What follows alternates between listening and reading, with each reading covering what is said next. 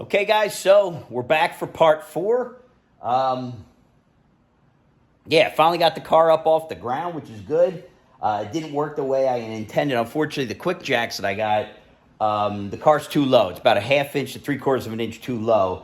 So I improvised. I still ended up using the jack pieces, the aluminum ones. And let me show you. Got to be careful here, and I'll show you what these guys are. So you can see here, these little guys. They got the lift point. They go over the pinch weld. So they go up over and slide up in the pinch weld, and there's multiple spots. And my buddy let me borrow them from him. So that worked out really nice.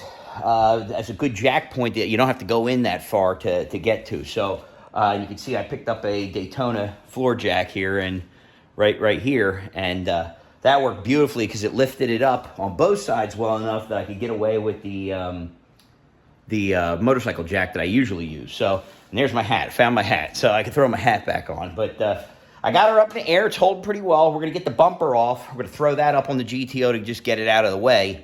And then we're going to start working on removing things out of here. I'm moving a little slow today. I got a really bad headache today. So if I don't get it's going to take me a little longer to get part 4 out. But at least I'll be able to document. So let's get down to business.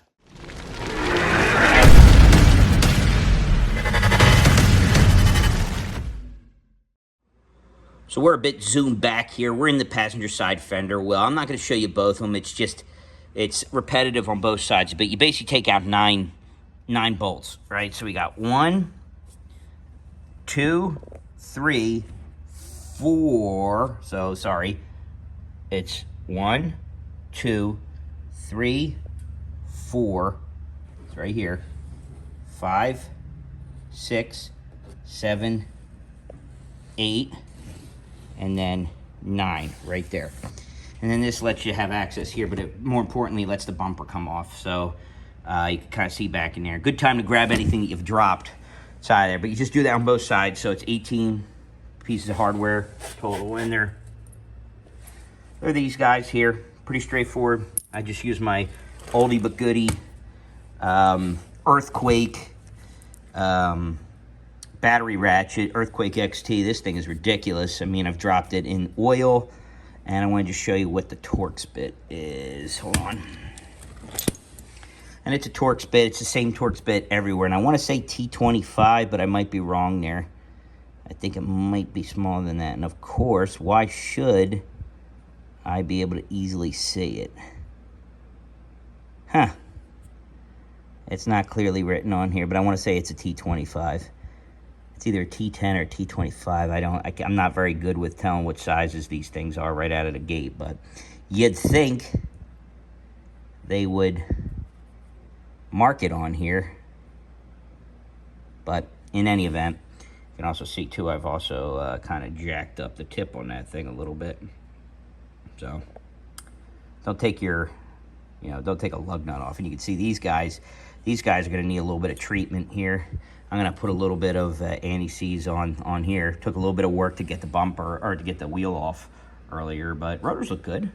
You know, no rusting on that, despite the fact that it's been sitting for a while. But, okay, well, that's done there. And now we're going to get the hardware off from underneath the car. That's a little bit more of a pain in the ass to video, but I'll do my best to show you. All right, underneath the car here, it's a little bit of a mess because a lot of these fittings are jacked up. But if I zoom in, taking this bumper off a few times, you can see those 2 bolts got to come out. Those are not stock. Those are ones I had to put in because I either lost the hardware or the hole got too big and I had to redo it. And then I've got the standard bumper bolts. So this guy's got to come out. These guys all have to come out. And here. And then down this guy over here, and that guy, and then believe it or not, she'll be ready to come out. So I'm going to get them all out. I'll deal with the side ones last. And then one thing's to note, like you can see these pieces here, this is where the bumper kind of sits inside there. You got to make sure that when you put it back on, it slips in there real nice. But all right, it's a mess under here, but like I said, I beat the car up. I drive it, so anyhow, all right, back to work. So the bumper's now, like, officially, it's doesn't have any more hardware in it that would actually, like, hold it in place. What I'm going to have to do is, you know, you're going to pull it off the car, and I'll show you how to do it. I'll get you set up so you can watch me do it. There's a harness on the passenger side down here that you're going to have to be careful of, that you're going to have to take off. So I think what I'm going to do is, I've got this chair sitting here. I'm just going to kind of stabilize it on the chair for right now, just so I can kind of get it into place. And then I'm going to put it up on top of the GTO's roof, just so I have it out of the way. And I'll be redoing that car at some point anyway. So let me start working that so I can kind of get things going there. And then we'll kind of regroup and survey the situation. So I got to pull back quite a bit so you kind of see. First thing that you want to do is kind of unhook right here at the bumper. And it's already trying to come off. Like, I already feel it coming off. So right here, you kind of get in behind here. And, you know, I've done it quite a few times, so it pops off really easily for me. But now, what I like to do, and I've got this chair here, is I'm going to get myself kind of situated. This just kind of lifts up and comes off, but it's going to come off quick. So, like that, and boom, she's off. That's it. All right? So, and I want to make sure that the bumper doesn't get jacked up. So now it's sitting here on the chair, and I can see right down on this point. I got my finger under it. We're just going to rest that right there so I can get a second hand on it. And we're going to pull up and out. I think, let me see. I'm screwing up here. I don't know which way is the right way for this. Oh, never mind. You push the button down. So that's easy enough. And then just remember, when you go put this thing back on, it's in reverse, but that's it. I'm gonna slide this back a little bit, get it out of the way, get my hand underneath the center section, and that's it. So I'm gonna come by you here so I don't hit the car, and you're just gonna see me kind of get way too close, and we're gonna walk by here, and I'm just gonna kind of watch what I'm doing here so that I don't slam into anything. And that's that. Bumper out of the way. I just shove that right up there on the roof. I got spider webs, and that's it. So it's definitely a lot more naked here, looking under the hood, or behind the bumper. And I could see some of the things you're going to want to do right out of the gate. This is like a bumper support deal. They actually sell a tank that you can put in place of that, and you just kind of take it out, bolt there, and I'm going to take this off because I got to take this out of the way. This tank, this is the washer tank for the windshield washer. Sucks because I got to figure out now how in the heck I'm going to, what bottle I'm going to use to do that, but I just got to find where the motor is, and I can just come up with something pretty simple. Because the boost district heat exchanger fits right in here, and it's nice. There's a really cool air intake setup here. And I think what I'm going to do, when they screwed that on, they put that bumper on, when they put the thing on, they put it way too low, and it's blocking a lot of the air intake to the grill. So I think I'm actually going to pull those bolts out and bring it up and re-drill it. I hate to do that to the bumper, but at this point, I want maximum amount of airflow into this thing, and for some asinine reason, they put it really low. So I'm gonna have to figure that out. But looks good, looks clean. This is where the air intake will poke down once I get this bottle out of here. So I'm gonna start kind of messing with that and figuring out what the hell I gotta do there. And then I'll get this heat exchanger tank put in. So for now, let me get some of these covers out of the way. It's just, it's pretty simple, right? Like, you just pull this little snap ring, this clip, and then this pops out right here, and you can pull the whole thing on, and then it kind of opens some things up a little bit. So I'm going to do that. So the heat exchanger's in. I got to tell you, absolute pain in the ass to put in, only because it's difficult to get your hands or a tool back in here. So I used my electric ratchet with a 90 with like a swivel head on it to get it in here. I'm hoping this holds. I'm gonna have to keep a close look, keep an eye on this. You're gonna have to loosen up the latch. I'll put that back on now. Now that it's in, now I gotta kind of figure out how the hell I want to run it. More than likely, I'm going to just kind of hog this out, this area over here, make the turn and run out. Or I might make a 90 and go this way. I got to look up, see what the other guys have been doing just so I can get a feel.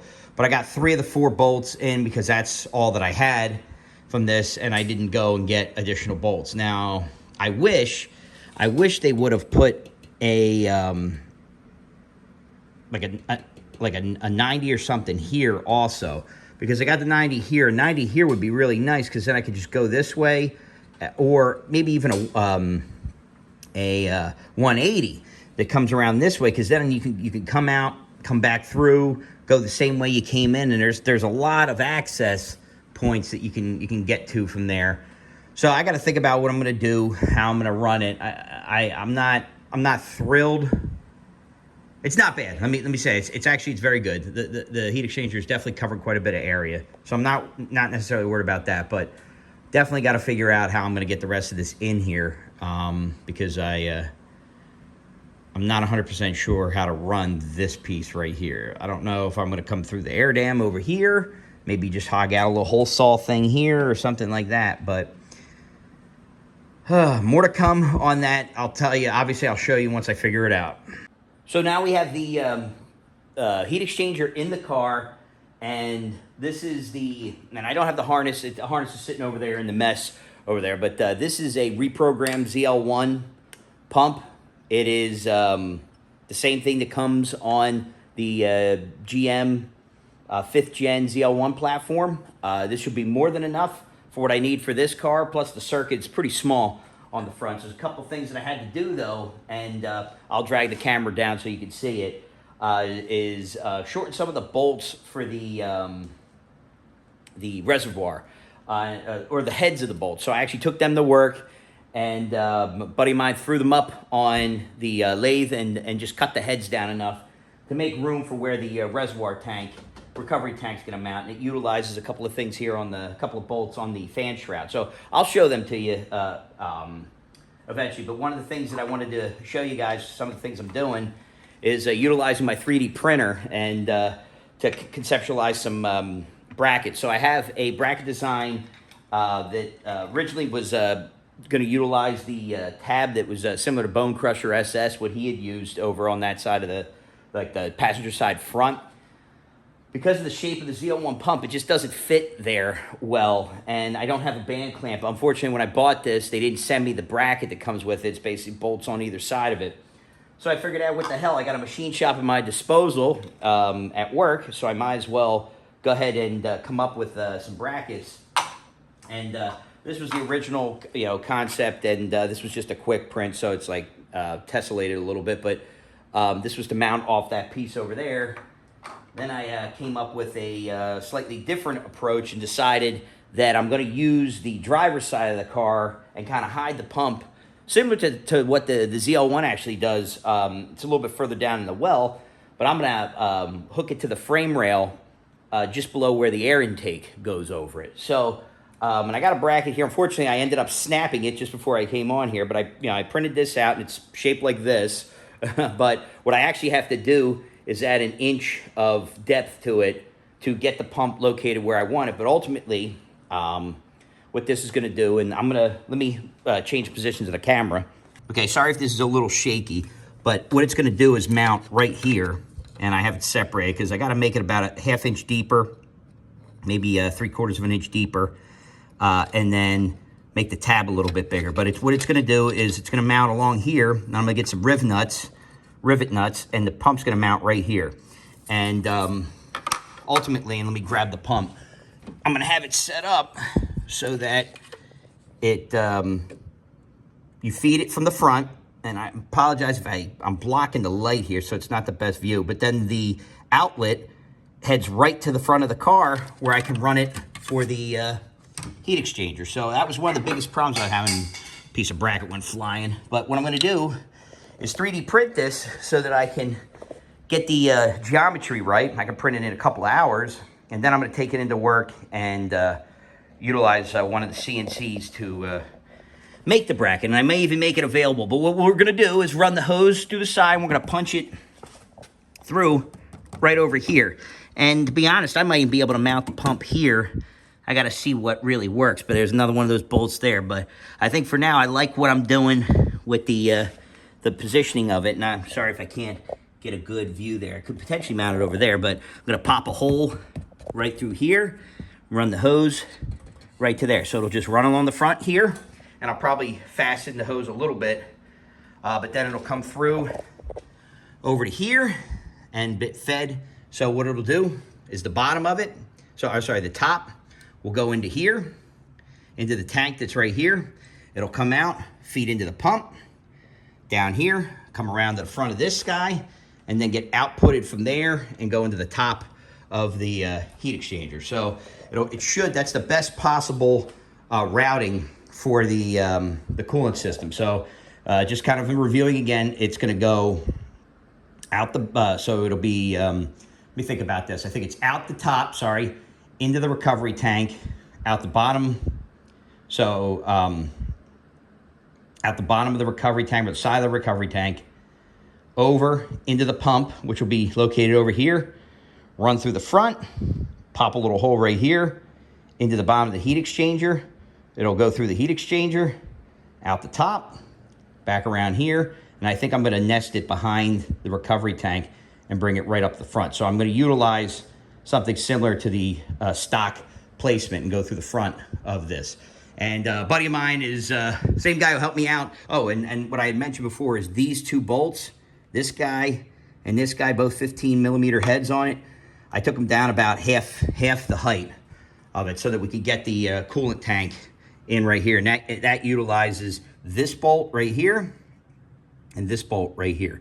And unfortunately, for some asinine reason, they make it really close there. So in any event, we're gonna start getting this stuff together. I'm gonna go and print another bracket just to make sure that I have it the way I want, but ultimately, I'm gonna put some riv nuts in the frame here, drill that, riv nuts here, bracket will push the pump right to here. And then I have a harness, and let me go over and grab that. So give me 1 second. Got it right here, and I already took it apart, so it's kind of hard to see it, but it has the relay and everything that you need to power it. It's very simple, just a positive, negative, and then the switch wire here that you have to go in the compartment over here. And then it's got a long harness that has the proper plug for this pump on the end of it. And there's enough harness here that I can run it all the way over and down to that pump, so I don't have to worry about it.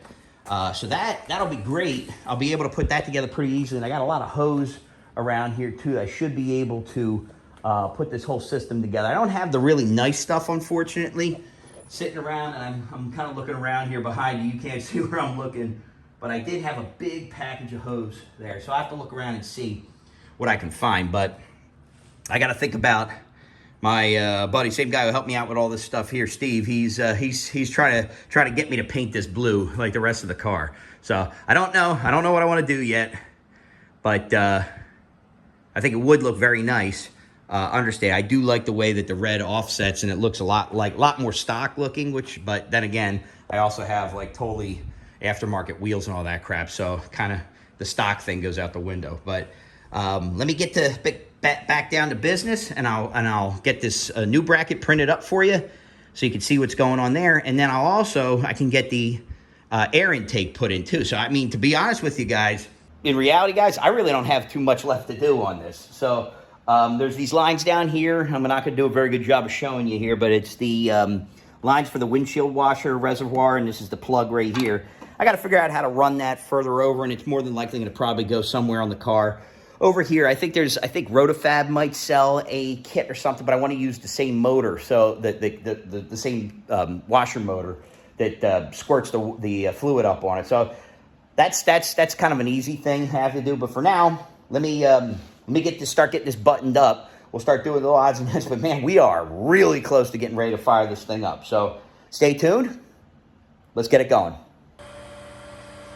All right, back to the drawing board here, making another bracket. It's going to take about 15 hours to print the two pieces of the bracket, and I'm doing this on basically standard quality. I could probably do it on low quality, and it would save a couple hours, but what I could have done, and I probably should have done this, is sped up the print speed a lot more. And I could probably stop it and do that and just print faster. I don't really need it to be perfect. I just need it for mock-up purposes, but I'm doing it, you know, in decent quality enough to be able to bolt it together and see what, you know, see if I have any interferences or anything like that and hold the pump. So once that's done, I'll make it in aluminum. So I'm kind of zoomed in on the area where I want to put the pump. And you can see here's the latest bracket. It's made out of PLA. You know, simple. It was roughly a 9-hour print between this guy and this guy, and I adjusted a few things. And you know, this is how the bracket goes together. I gotta move where the hole is here, and I'll kind of show you what I'm doing. I apologize if my arm's getting away or I bumped the camera here. I'm gonna come in from the side here so I don't kind of block it. But it's gonna slide onto the frame rail here, and then the pump comes in and mounts right in here.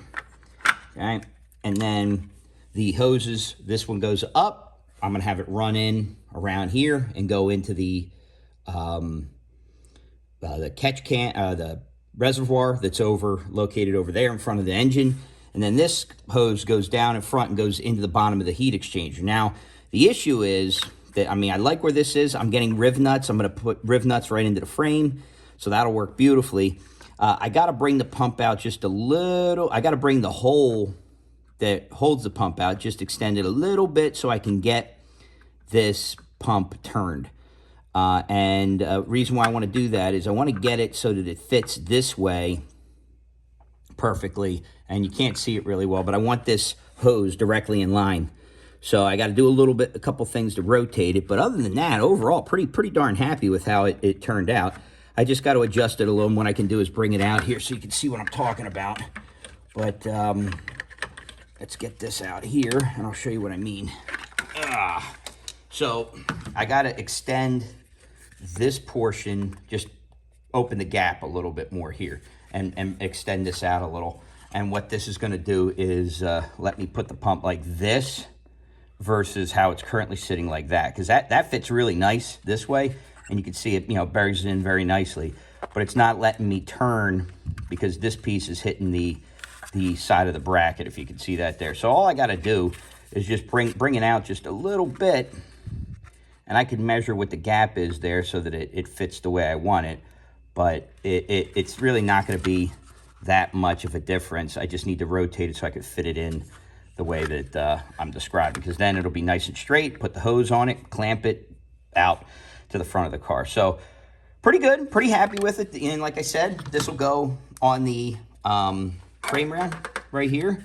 And what I'll do is I'll make one very similar to it. I might move the holes out just a little bit more so that it's more on the bulk of the frame here. So I might pull it in to maybe make it on a 1/2 inch, because I'm just on the edge, and I don't want to, I don't necessarily want to go onto like a rounded part. So I think I'm okay.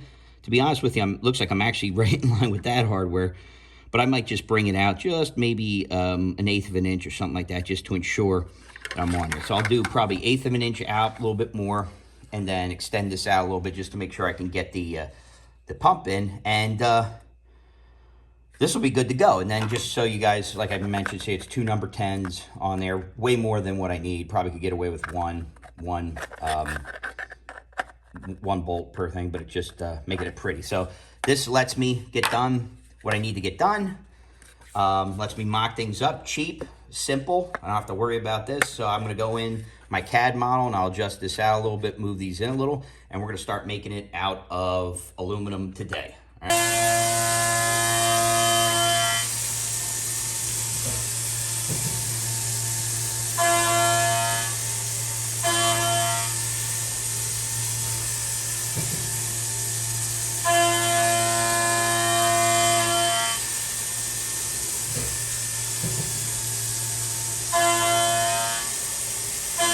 Keep it moving along, buying a lot of small parts. And in this box, you got the riv nuts. And I mentioned this, I'll be using the 1/4-20s that I had to mount the bracket. And I have the bracket done, the machine bracket. This is a lot of like the last minute stuff here. So I got the riv nut installation tool. I got some extra fittings I was looking for to make the reservoir fit. And I used a lot of the Evil Energy parts online. It's Amazon dealer. Got a AN fitting wrench, so I don't have to constantly scrape the crap out of it. So it's made out of aluminum. Won't mar the aluminum on this. Clamps here. This is actually for my intake, the carbon fiber intake here. So it steps down. I got a 4-inch to 4.5-inch reducer. And then I also got a 4.5-inch down to 3.5-inch because there's a range of which it fits. So I wasn't sure exactly what they fit. You know, make sure I got the right one. And then underneath here is some more fittings. I've got some black hose clamps, which is pretty awesome, and a lot of rubber hose lines. So here she is, all finished up. A big thanks to my buddy Steve, who helped me put the final touches on this and realize this. It's massive overkill for this, made out of either, we had some scrap 6061 or 5052 laying around. I'm not 100% sure which one it was we used for this, but does what I needed to do. I'm able to clock this in any orientation, 360, well, not 360, but at least 180 degrees out of what I needed to do. But this is how I want the inlet to go in, outlet this way. This is going to mount on the frame rail, which I'm going to show you guys what I'm doing here. And hey, if folks like it, I may make a few more and sell them. May put together a kit for you guys so that it's easy for you shade treaters who actually do your own builds to put something like this together. But very happy with it. I may end up taking it out and clear coating it later on, or possibly getting it anodized. Contrary to popular belief, some folks don't realize aluminum does corrode. It'll get this chalky white film over, and that's just it creating its protective coat, right? So it will start to look ugly, but you know, it's it'll work just fine for what I need to do for now. But anyhow, enough talking. Let's get it in the car. So here she is, mounted in, nice and like ridiculously sturdy, and got it on the frame. I'm really sorry that I wasn't able to show you guys what I did here. I'm having like a weird afternoon. We had a bit of a gusty shower come through here, you know, maybe a half-hour storm, but like a half hour after that, our power went out. So I'm not sure what the heck happened. Long story short, where these are drilled, I drilled into the frame rail. I used the riv nuts and followed the manufacturer's instructions for the riv installation tool, which basically looks like a set of hedge clippers with a mandrel on the end of it. And, you know, mandrel being just like threaded at the end, and it allows a shaft to slide up and down, a collar basically. So you screw the riv nut on, you stab it through the hole with the handle spread, then you squeeze them together, and when you squeeze them together, it pushes that collar down and essentially sucks the mandrel threaded piece up into it and crushes it. So it just sandwiches it around the hole that's drilled in the metal down here. Put them in, got myself some fresh quarter 20 hardware here. I'm sorry for the glare. I got my light on here, and apologize. We didn't Scotch Brite anything on here. I said maybe at some point I'll get it powder coated or just paint it up real nice, but I'm happy with the way it looks here, and this is kind of a trial part. Plenty of room around here. If the engine moves around, nothing really in contact. What's beautiful is this line's going to go directly down through here, through that little gap, and down up into the front. And then I'm going to drop it in through here. And actually, I'm looking here. I could drop it damn near right into the air dam. So this is gonna work out pretty freaking cool. Like there's almost a perfect gap in here to get in here. And then it'll run up, and it's going to connect here. And then this guy will come out, make the turn. There's the catch can, or I'm sorry, the reservoir will be here. So I'm going to come up, and I'm debating if I go over the top and into here, but I have like the first one comes out, and then it's going to be a 90 here, and then I may bring the second one just kind of in under it, and then like back up into the top here. And I got straights for this because originally it was 90 degrees, but I would like to make it so it just comes directly off the front here. But I had to shade this down even more. Kind of annoying because of how that's the one thing, like, you know, you mounting these guys up and you can see where the hardware is here and here, and I have to put a standoff here.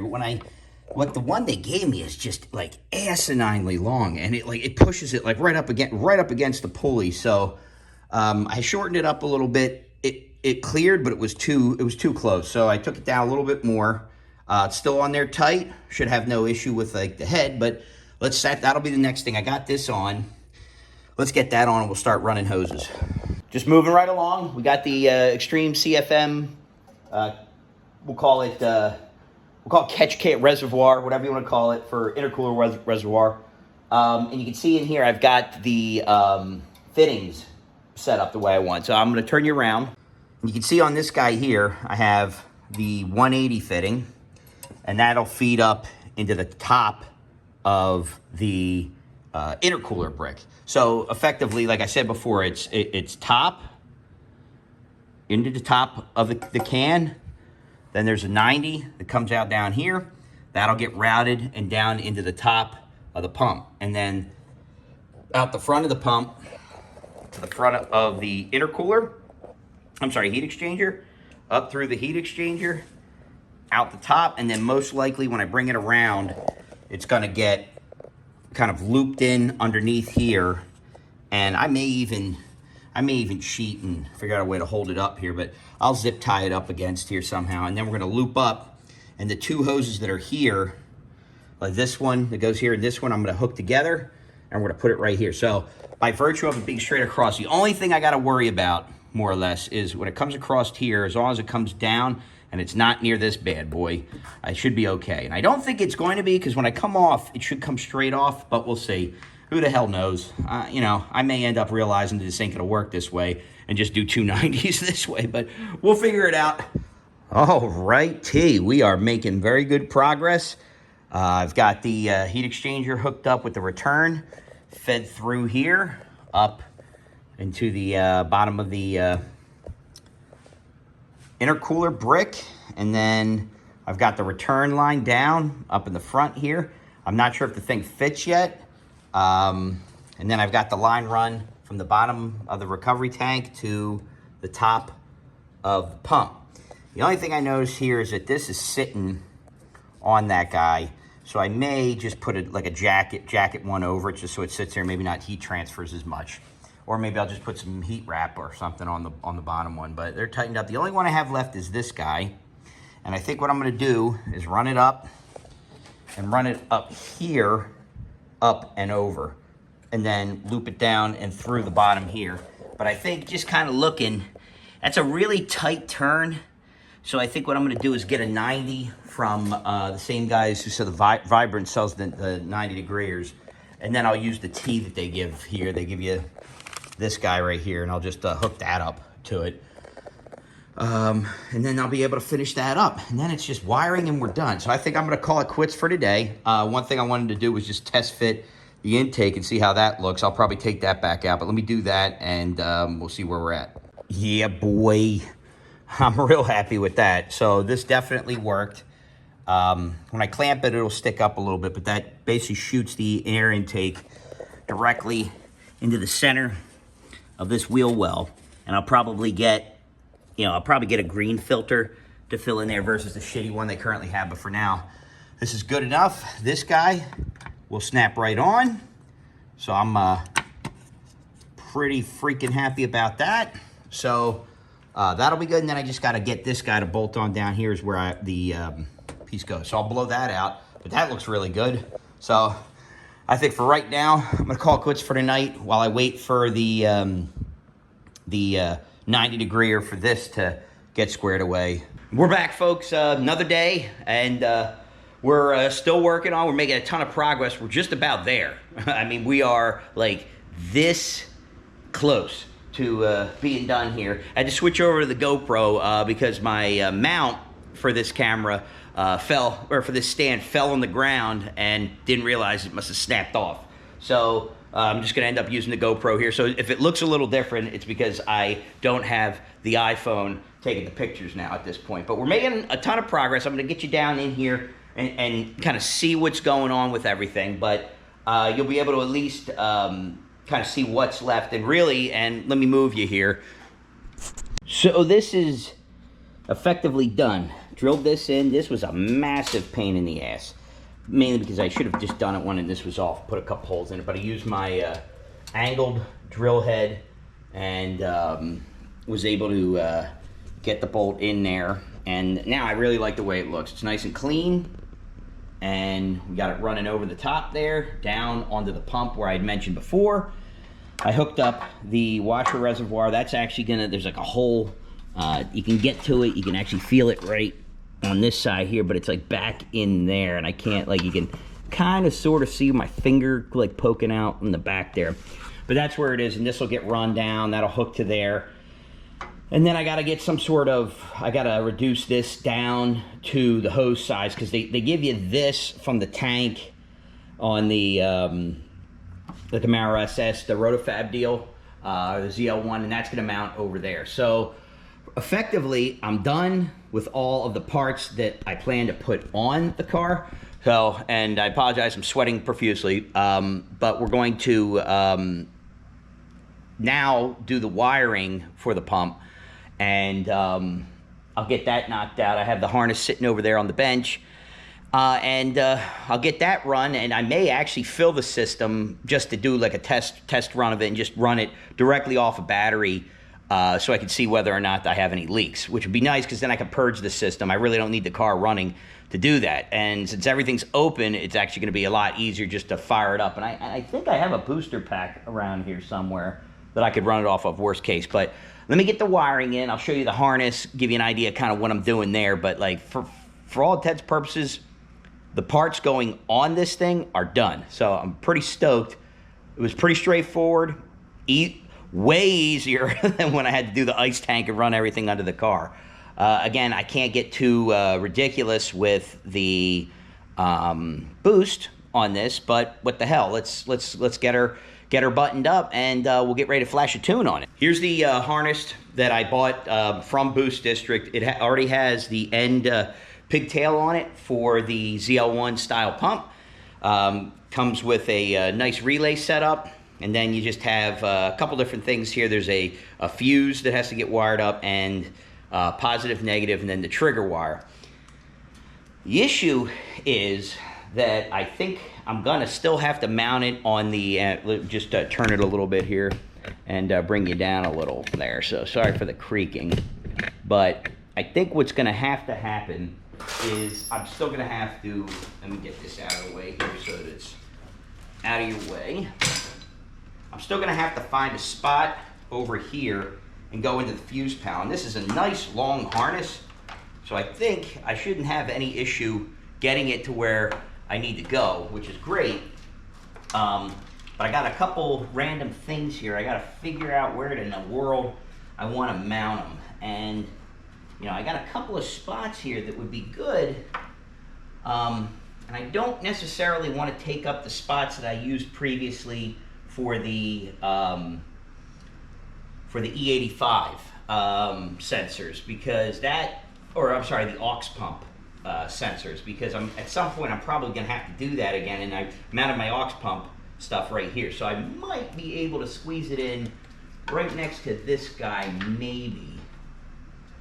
Yeah, I could probably do it there.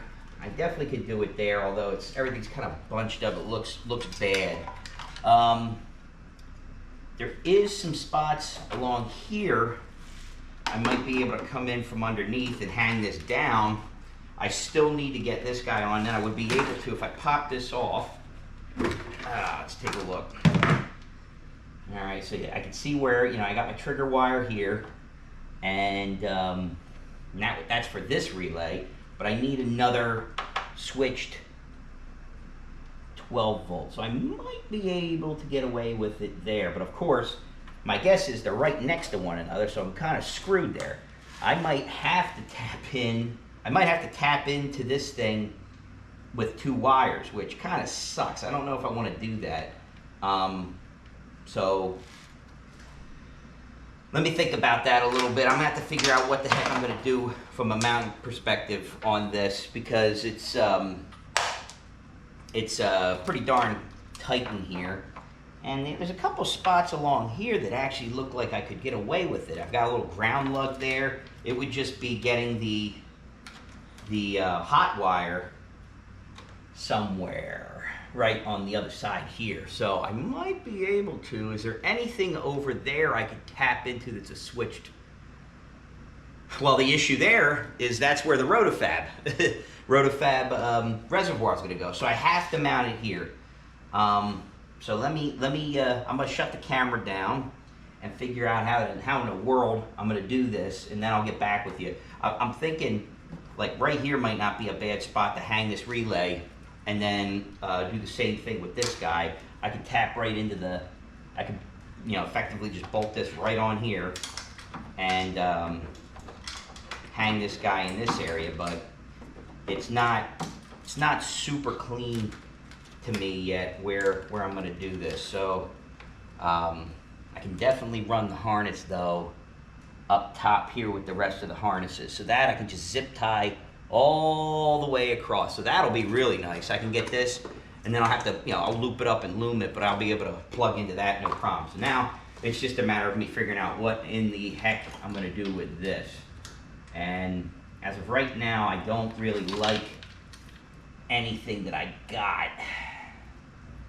So I'm gonna have to think this through and figure out where I'm gonna go with this, because there's a lot going on right now,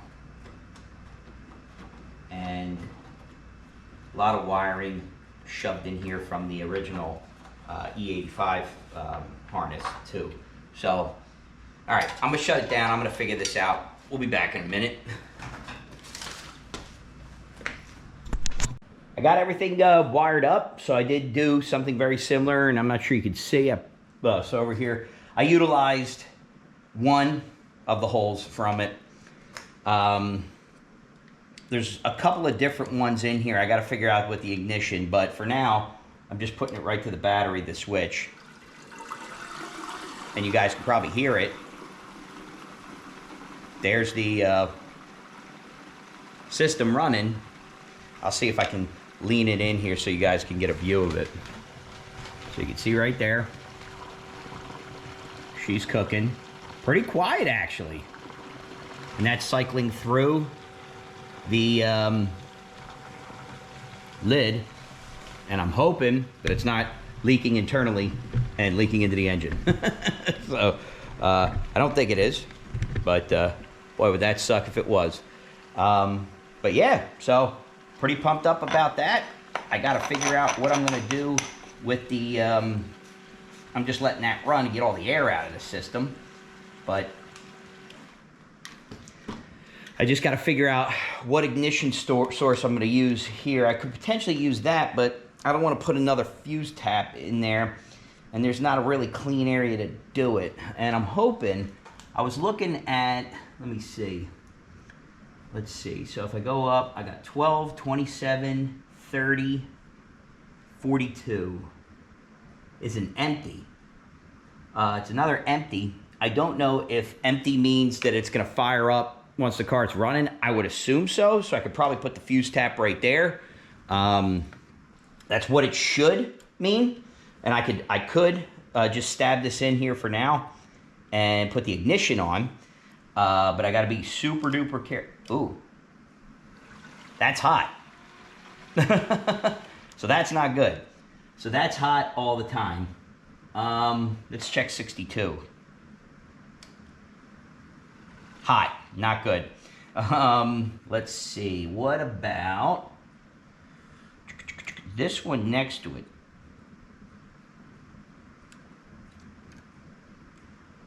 Yeah, see, that one's not hot, which is great, but that's hot. Let's see. Nope. Let's see.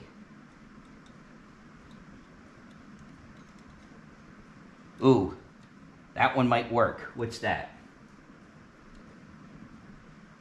That is 20. Let's, hold on. No, I'm wrong. 61, 54, 53, 52. What is 52? INCLR pump, 10 amps.